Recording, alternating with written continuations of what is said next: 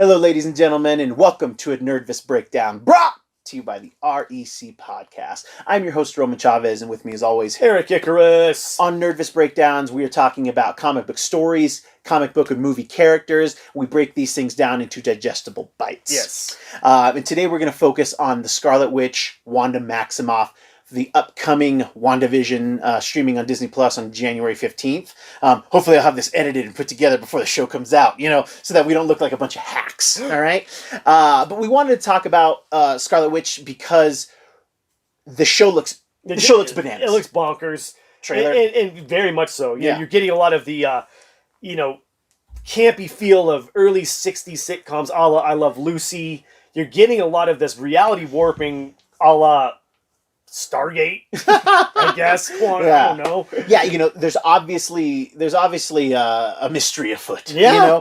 It looks wacky, and it makes sense given that the characters are so wacky in the comics. Right, yeah. We're not going to focus so much on the Vision because he's a little bit more self-explanatory, and by talking about Wanda, we'll be talking about him. Vision. Yeah, they're pretty synonymous in the comic books, but it's odd because I think where this is going to go, a lot of people don't understand that the source material is just even crazier, dude. That's the thing. Like, this trailer looks bananas, but to be initiated, Yes. it's like, this makes sense. Yeah, it's like, okay. Like when you saw the trailer, you talked about it, and you said how excited you were for this, and just how crazy it looked, and it's the one you're most excited for. Oh, big time. I said it right off the bat, because Scarlet Witch is probably my favorite... Your favorite Marvel character. I would say up there. Yeah, female at least. Favorite X-Men, yeah. I'd say. Yeah.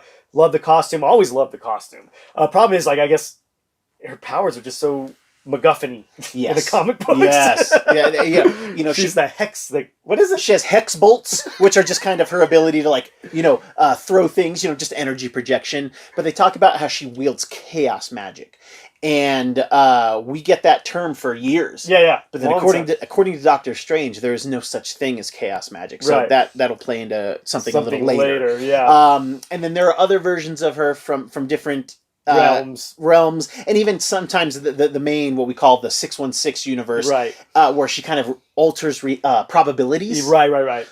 It's a little goofy, but makes for fun stuff. Yeah. But our favorite probability altering people are probably Domino and Longshot. Yeah, big time. Yeah. It works more for them. It does. Yeah, because it's a little more cut and dry with them. Yes, Wanda, it's like, wait, what? Like, I did like in the Ultimate Universe, the Scarlet Witch there, where she, if she can do the math, she can alter the probabilities. Right. There's like this assault on the White House, and like the multiple man of this universe is on the bad guys. So there's hundreds, if not thousands, of multiple men, just duplicates of this guy. Coming towards the White House, and she's doing her thing, and she's throwing the magic, and she's just like trying to figure out. They're all shooting, they're doing all kinds of crazy stuff, and she's trying to alter the probabilities to like make sure that they miss. But it becomes a point where she says, "I don't know the numbers," and then it falls apart. Right? Is that like a females are bad at math joke? Oh God, I don't know. Yeah. I don't know who wrote that. I gotta work with this guy. This misogynist, all right? I'm just kidding. But the other thing about the Ultimate Universe is like they really lean into her and Quicksilver, because Quicksilver's her brother. It stays the same, because in the MCU they are. Yeah, they're brother and sister. Yeah, and it stays the same in the comic books. Mm-hmm. But they do allude there that they're a little closer than a little closer than you want to be with your brother or sister, if you catch our drift. Yeah. But in the main universe where the source is coming from, she just kind of has to a lesser extent even reality altering powers. But her origins and her, as Eric would put it, WTF moments. Yeah, she's got a few of them. This is par for the course. Yes.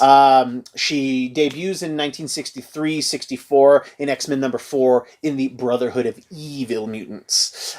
Stan and Jack really wanted you to know these guys are bad. And it's Toad, it's led by Magneto, Blob, Quicksilver, and Scarlet Witch. Yes. They're kind of helping Magneto out of this sense. He kind of rescued them from some like a mutant hating mob, right? Yeah, pretty something much, like that. yeah. So they don't even know that it's that he's their father for years. We don't even really know it in the comics either.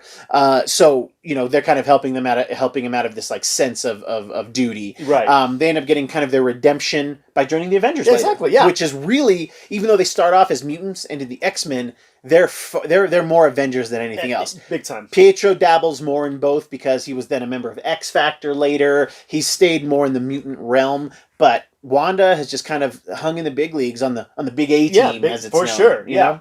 Which I think where she meets Vision on this team. She meets Vision on this team. Yeah. So same thing, right? Android, learning to love. Reading Vision, I always thought of Data from Star Trek. It's kind of getting the emotion switch turned on. Even though he easily predates Data. Big time. He shows up in Avengers 57. Yeah. You know? Because he's a creation of Ultron, a la Hank Pym. Yes, Hank Pym instead of Tony Stark as like in the movies. Yeah. But still, Ultron creates the Vision, and really just the Vision's like, like humans... Like, they really nailed Vision at the end of Age of Ultron. Yes. You know, that whole conversation that Ultron and Vision have. I mean, that right there is... Oh my... It was better than what we saw on paper, but it's like, it was all in the same vein. Exactly. All in the same vein. I mean, just the...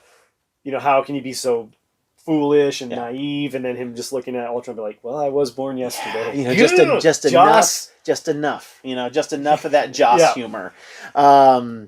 So they have this relation. They start this relationship. Her a humanoid, mutant basically, and he a robot. Yeah, it ships in the night. Yes, very much so. And I think it's crazy that Marvel / Avengers, X-Men, whatever you want to call it, was kind of doing these non-binary relationships before anything. Yeah, you know what I mean. Yeah. It was interesting. It was an interesting concept. It was, and kind of showed that maybe love does know no bounds. Yes, and I did enjoy the small-lived miniseries these two had. I mean, yes, and that's where a lot of this is going to come from. I was getting ready to ask you. This is going to be, I think this is where the source material is going to come from, because, again, we have this couple, this robot and this person, and in this miniseries, it was actually a maxi series, 12 issues. Wanda she births twins, right?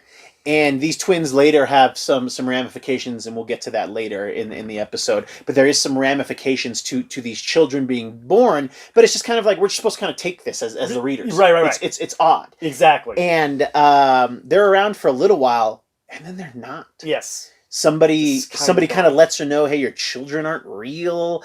And we start to see these very small fractures in there, because basically what we're implying, what the story is implying, that she just kind of willed these children into existence, right? Which was like a very higher upper echelon power. And what's scarier is that she doesn't even really know she does it. Exactly. And then she doesn't even remember having the kids at some point. So you can kind of see where they're starting to get some of these cracks in the show, right? And how reality can be a little weird. Exactly. There's a major event in the Marvel universe that has a precursor to we didn't know it was going to be as big as it was. No. It was called Avengers Disassembled. It was a 4-issue story arc in the main Avengers title, and it ended the Avengers series for that volume, which was 503 issues or something like that. Yeah, it was a long run. It was a long run in which the Avengers are attacked in their home at Avengers Mansion, broad daylight, seemingly by their own people. There was a character, Jack of Hearts, that you see, like the if I remember correctly, the kind of security footage gets tripped. Yep. And you see Jack of Hearts, who was like a guy who could like create combustion for like through himself, kind of like a human bomb-esque type character, but really fruity but cool design. Cool though, cool. He was cool. And you kind of see like this corpse version of him walking up, and Scott he sacrificed himself to save Scott Lang's daughter, right? In the comics, and he's been dead for a little bit of, for some time. Yeah. For us, for in the comics, it's a year or whatever. Yeah. And so they go out to see him because they obviously, but then when they get closer, like, oh man, this is like the corpse of this Jack. is a little off here. He smells, and it's so crazy because he says, "I'm sorry," and then you see Scott's just standing there. It's like Scott, She-Hulk, and maybe Vision, and then just boom, and he like ignites himself, killing Scott Lang. Please don't do it. Yeah, but that's what we're kind of like imagine? No, can you imagine them killing Paul Rudd like this? No, because it's so heartbreaking and it's crazy. So like this happens. A code white goes out to the Avengers, which like a code white is like West Coast Avengers coming. Everybody, anybody who's ever, oh my god, Force Works. Anybody who's ever been an Avenger, roster reserve. Thank you. Just they're coming. Avengers Mansion is messed up. Scott is definitely dead. The She-Hulk's like messed up, but she's not dead. And like while they're going through this, Shield shows up, and then like the Kree and the Skrulls show up, and like this big fight happens, and we're just like, what is happening? Yeah. So Hawkeye, like the fight is not going their way. Hawkeye takes like a jetpack and he like jettisons himself into the like mothership. Yep. And destroys and it's just like, what is going on? So like Hawkeye dies. Yep. Clint is gone. Yes. And don't do it. And they're trying to figure things out, and as God, I have to go through the story because it's just so good. As Vision is like, this code white has like gone out, like he starts to like degrade a little bit, and he kind of like expels these like spheres, and mini Ultrons come out. And it's like intense. Dude, it's so crazy. Like everything that is going on is just crazy because we're not getting the reference. Yeah, we don't know what's happening. Just like what I think was happening in WandaVision, we're getting dropped into something. And obviously, why are we spending so much time on this story? Well, Doctor Strange shows up in the comic, and he's like, "Hey, basically, the magics are weird here. What is going on?"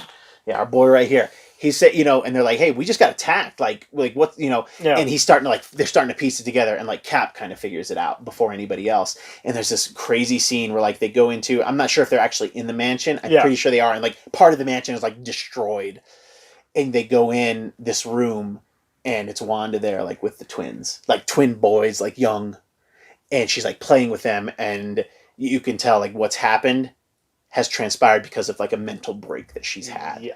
And she's changed reality. So like the Skrulls and the Kree weren't there, but like Hawkeye did kill himself to like save everybody. And she resurrects Jack of Hearts, and he does explode, killing Scott Lang. Vision's like after he like expels those Ultrons, like he's like a little like there and messed up, and She-Hulk like kind of finally snaps fully and goes full Hulk and like rips his like shell in half. Like it was just this intense thing, and it was just like everything was happening as a result of whatever, because she didn't have her children anymore. Yep. And she realized that she doesn't have her kids, and she just has this psychotic break. Doctor Strange ends up like helping I think Emma Frost, and they end up like being able to like make her like catatonic to like neutralize what's happened, but like the people who have died are gone. The mansion is like destroyed, and they have a Wanda Maximoff problem. Yes. And the crazy thing about Disassembled is when you're reading it, then you see the why. You get the why. You automatically feel bad for Wanda. You do. You get it. And especially when you have kids. Yes. You get how the loss of children, her manifesting them, I don't think was hurting anything. No. It's not natural, but it's not like she just manifested them for her and her able-bodied lover. She can't have kids with the man that she loves. Yes.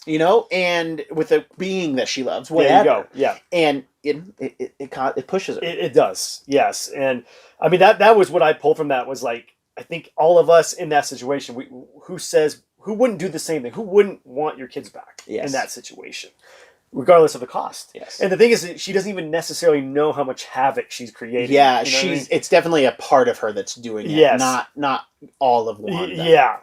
And this leaves a dilemma for our heroes, because she is a hero by all means. Yeah. She is the daughter of a mass murderer.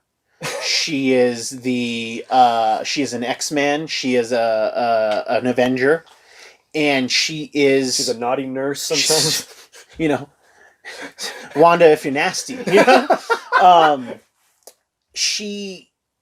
What do you do about it? Yeah. What do you do about it? And you have the Avengers and the X-Men having a meeting on the island of Genosha, the ghost island of Genosha, which was a mutant only island, and the humans just couldn't leave well enough alone, and kind of Cassandra Nova too, but they kill all these mutants there, so it's like this dead island. Yeah. Ruins.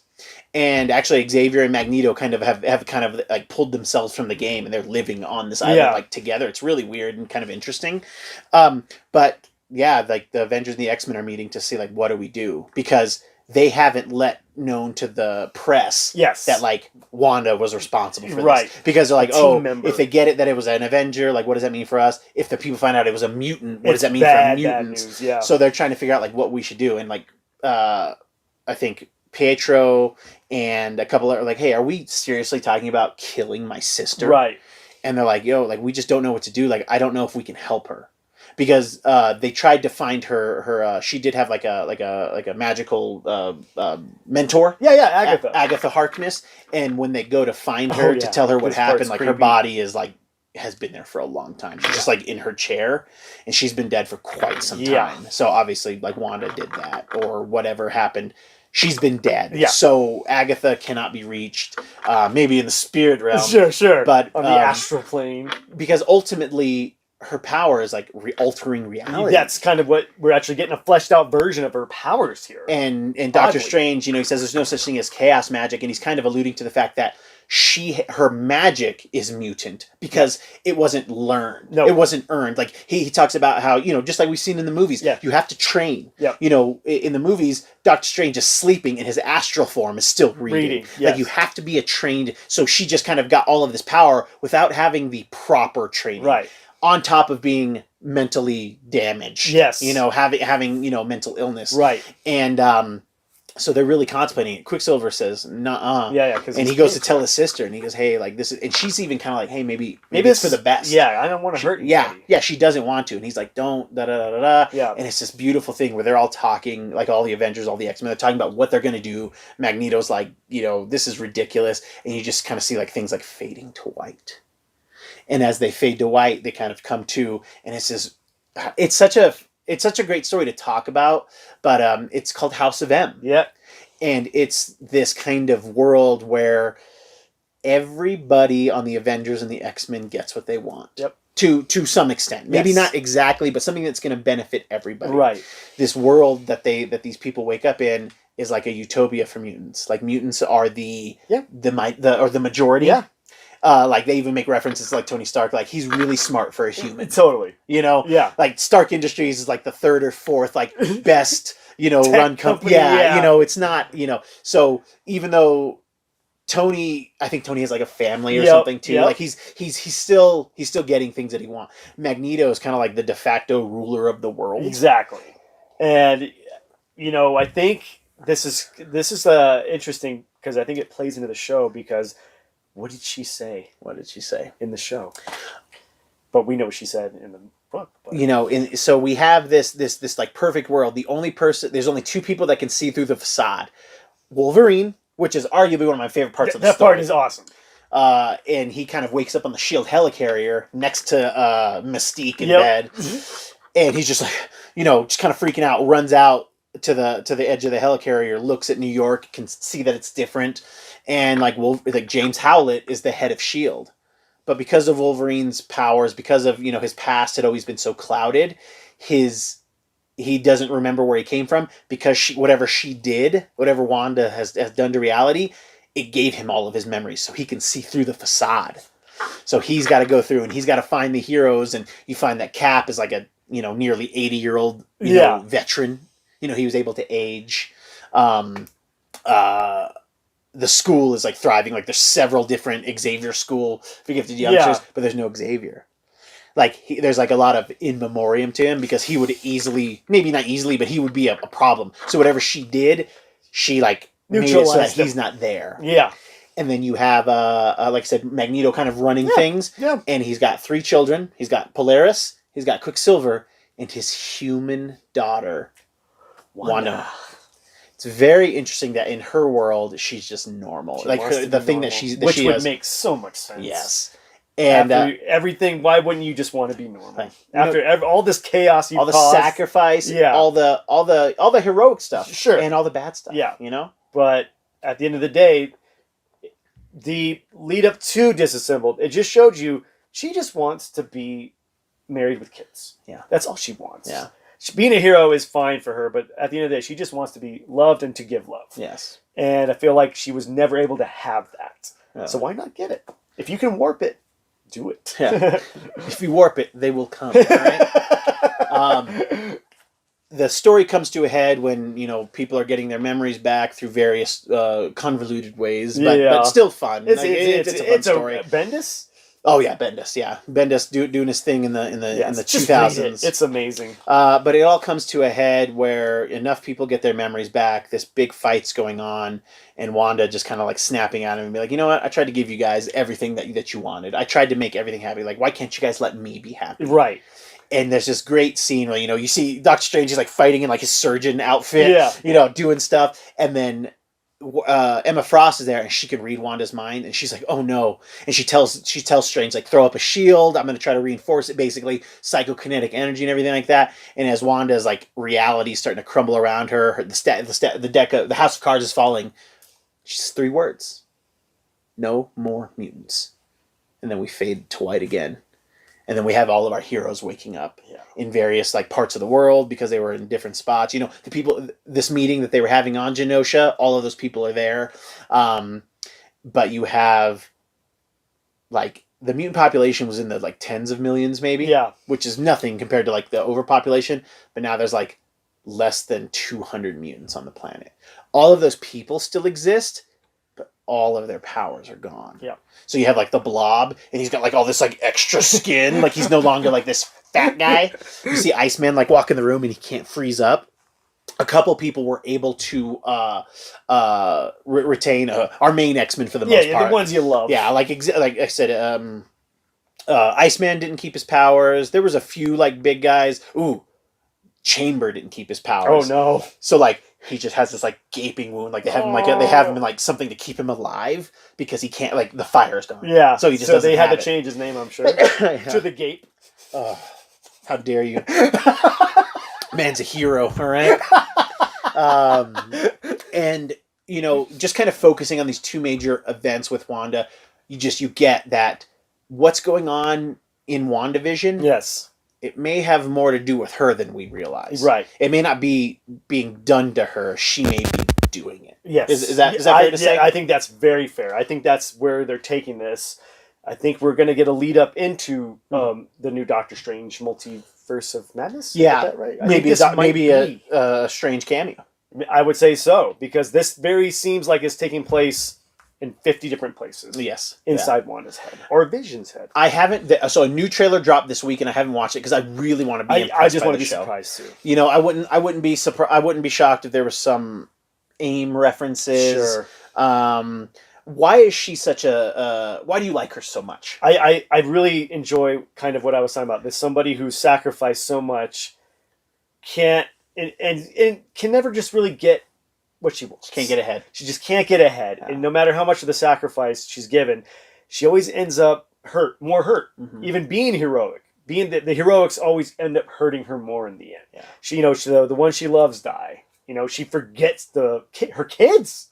And she ends up kind of killing some of her coworkers and friends, her family for all intents and purposes, she was kind of in this cocoon. She was almost like in a straitjacket. Yes. And asked, she's like basically put in a straitjacket, but asked to carry on. Right. And she did it for so long and it broke. Yeah. It broke. And I think we're still having ramifications from M Day. Still rippling through the comic books. And I'm glad that you brought that up. So when she says no more mutants, because like I said, all those people exist, they just don't have their powers anymore. So they call it M Day, which is man, it's crazy. It's intense, and I really am excited for this because I want to know where this takes the MCU. Mm-hmm. Do we get shards of the other realities? Does this fracture? I don't think they're going to go full on House of M here. I wish they could, but the payoff doesn't work if we don't get years of mutants. That's what I'm saying. Yeah, we need the more established characters to do House of M. But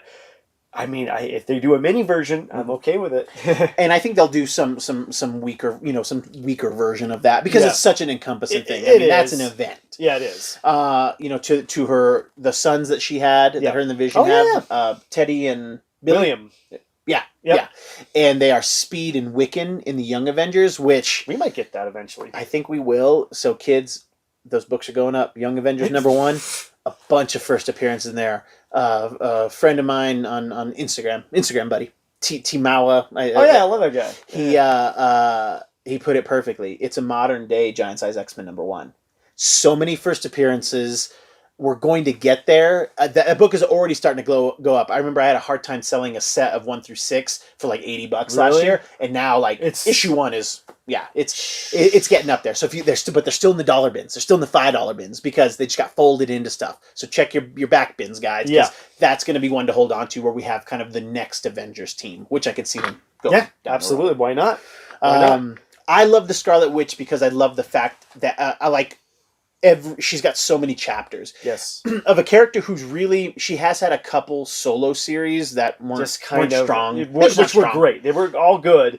Loved most of them, but didn't catch on. Yeah, didn't catch on. They weren't for me. I think she's great ensemble. But I mean, you know, we always talk food. She's that secret ingredient in a stew. Things are always a little bit better when Scarlet Witch is involved in the story. Oh my! You know, she's an Avenger. She's an X-Men. She's a villain. She's hero. She's even fought the Phoenix Force. You know, she's very powerful. Prepping for this episode, I did say, I was like, it's kind of cool that my girl beat up your girl in a way, but not really. Wasn't Jean? Wasn't Jean? His girl's Jean Grey. Wasn't Jean or Rachel? Okay? But it was. You want to put that up against that? You tell me what. All right.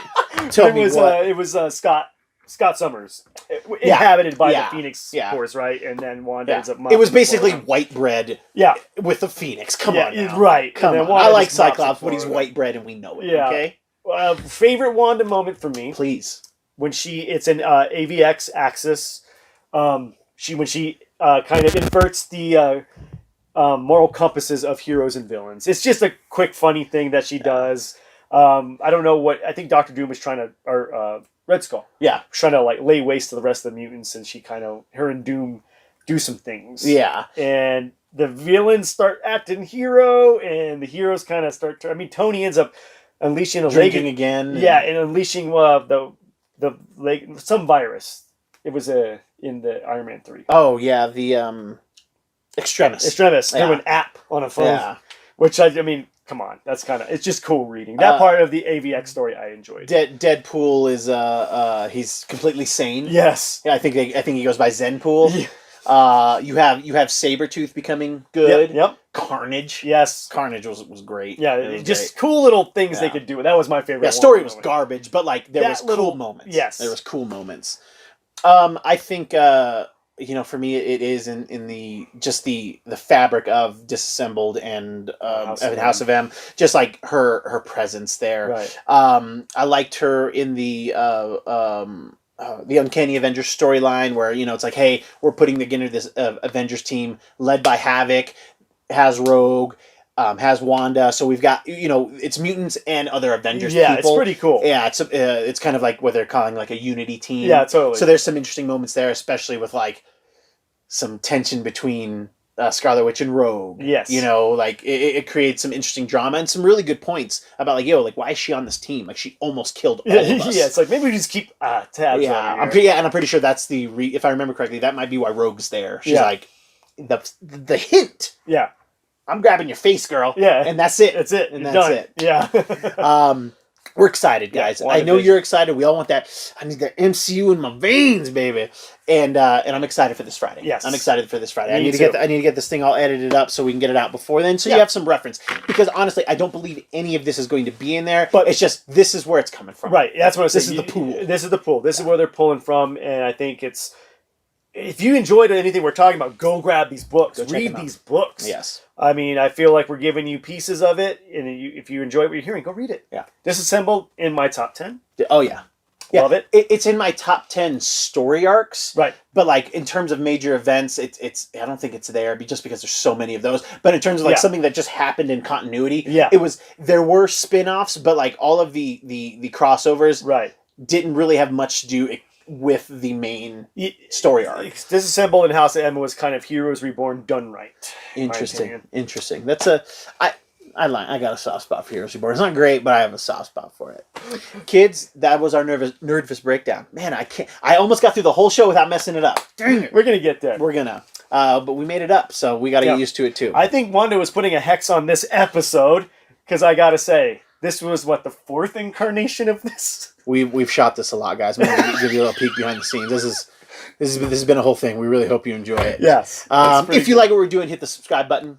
let us know if there's something you would like us to break down. Yeah. On your behalf, we can talk about it. If you wouldn't like spoilers, we can leave some of those out. Sure. But this is just referential for WandaVision. Yeah, which we're all stoked for, baby. Bananas. It's going to be bananas, and we're really excited. Eric, do you have any types of NERD-Vous breakdown final thoughts? No, I mean, I think it's funny because she's had a few of these breakdowns. Yeah.